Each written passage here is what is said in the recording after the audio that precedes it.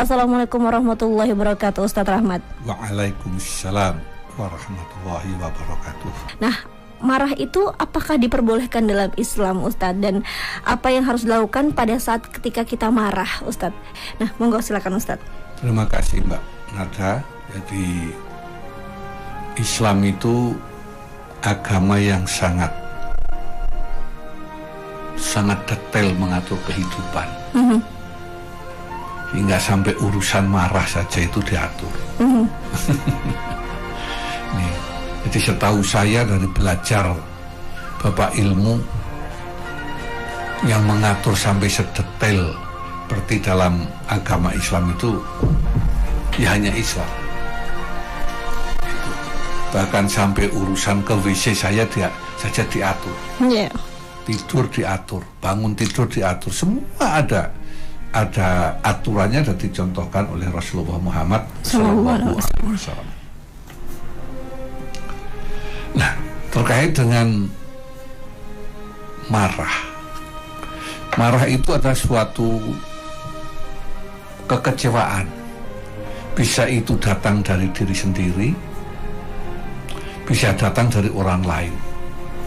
Dari sendiri seperti contoh lah, seperti waktu kita masih anak-anak, mau bermain layangan, kebetulan yang dibuat itu tidak sesuai dengan harapan kita, sehingga layangan itu kita robek-robek, jengkel gitu ya. Jengkel gitu. Ini contoh datang dari sendiri. Padahal itu kan karya dirinya, bukan karya orang lain.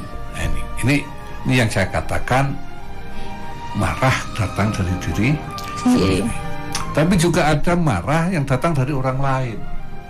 Seperti kita dijanjikan mau dijemput, tapi nyatanya tidak dijemput.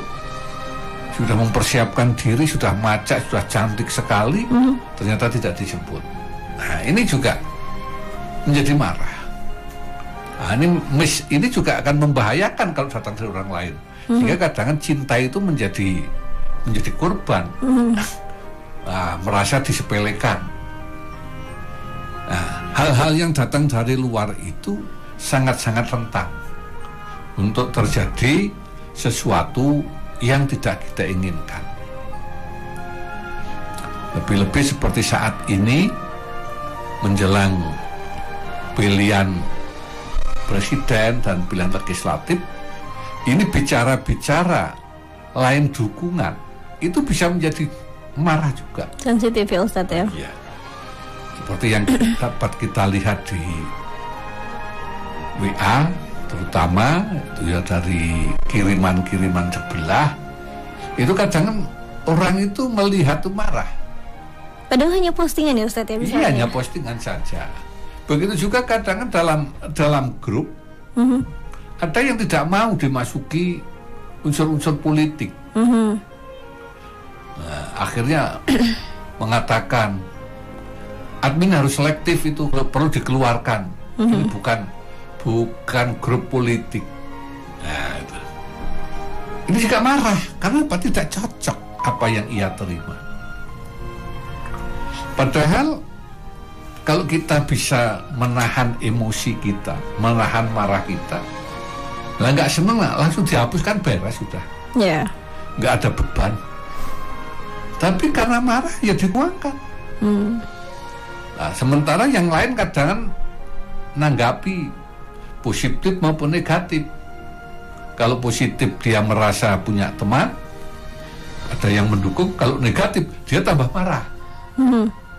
Nah, ini hal-hal yang semacam ini, kita ini untuk bisa menjadi orang yang, kalau dalam bahasa komunikasi kita ini, menep. Jadi tidak mudah kita itu mubal. Kita harus menep. Jadi artinya apa? Ya kita atasi dengan sederhana lah. Kalau tidak cocok ya dihapus. Nah, menjadi marahnya tambah itu kalau sudah tidak cocok, di komen. Komennya negatif lagi. Ya akhirnya yang lain-lain ikut komen, akhirnya rame dalam grup WA itu. Nah inilah hal-hal yang sesungguhnya menjadi penyebab marah yang berkepanjangan. Akhirnya kalau kita buka WA mencari orang yang kemarin marah, ingin melihat komennya kayak apa, kan begitu. Ini otomatis ini. Jadi pengalaman diri pribadi begitu. Tapi saya sendiri kadang-kadang tertawa dengan diri saya sendiri. Kenapa saya kok taat pada postingan-postingan yang mestinya tidak perlu saya baca, atau selesai saya baca saya hapus. Itu kan selesai. Iya, nggak menggelitik sih Ustaz ya kan. Rasanya kan kalau ada rasa penasaran, menggelitik juga kan rasanya gitu. Inilah salah satu unsur-unsur yang dapat menjadikan kita marah. Dan kadang marah ini akan berkepanjangan atau berlanjut di saat temu darat. Padahal itu kan hal-hal yang sepele sesungguhnya. Nah, disinilah pentingnya bahwa kita di dalam bermedsos itu ya diperlukan etika lah, sopan santun, tata krama itu. Sehingga seperti saya kalau nge-share yang kira-kira kawan sudah ada, ya sudah. Saya bahkan tidak aktif sama sekali di grup itu, walaupun saya itu tidak keluar. Udahlah, tidak perlu saya itu memperpanjang persoalan. Gitu. Jadi nggak perlu. Kalau udah merasa saya di tanda petik dicederai dengan apa yang saya kirim, saya pasif. Jadi tidak keluar, saya pasif. Jadi, ini salah satu contoh untuk bagaimana mengatasi diri kita agar tidak terbawa pada kondisi yang tidak menyenangkan hati ini. Oleh karena itu, apa yang saya sampaikan ini adalah dalam rangka menjaga diri kita ini untuk tidak marah atau tidak jengkel atau bagaimana tidak tersinggung. Jadi kita memperkecil diri. Kadang-kadang kita marah pun sana juga nggak ngerti kok. Kalau kita marah, benar. Tapi rasanya kok gatel itu, pengen balas itu. Itulah, maka disinilah kepandaian kita memanage diri kita untuk bagaimana kita ini bisa mengendalikan emosi kita, amarah kita untuk tidak keluar. Tanam pendam di dalam diri kita.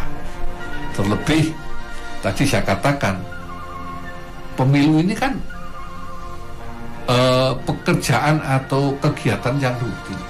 Ya, 5 tahunan. Kalau seperti saya dengan Mbak Nada ketersinggungan tentang postingan, artinya saya 5 tahun sekali ada rutinitas dengan Mbak Nada itu ketersinggungan.